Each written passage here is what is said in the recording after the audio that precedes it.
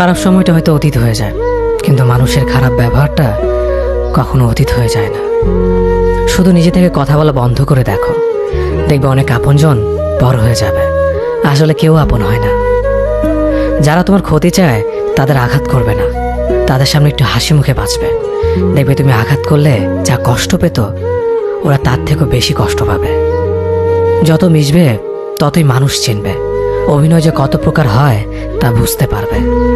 সবাইকে তোমার সত্যতা জানানোর দরকার নেই, যে যা ভাবে তা নিয়ে সমালোচনা করতে দাও।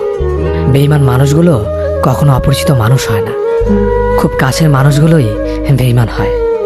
মানুষ চেনা শুরু করলে এমনিতেই বন্ধুর সংখ্যা কমে যাবে, এটাই বাস্তব। 3টি কথা মনে রাখবেন: যে তোমাকে সাহায্য করে তাকে কখনো ভুলে যেও না, যে তোমাকে ভালোবাসে তাকে কখনো ঘৃণা করো না, যে তোমাকে বিশ্বাস করে তাকে কখনো ঠকিও না। ধোঁকা একজনেই দেয়, কিন্তু বিশ্বাস সবার উপর থেকে উঠে যায়।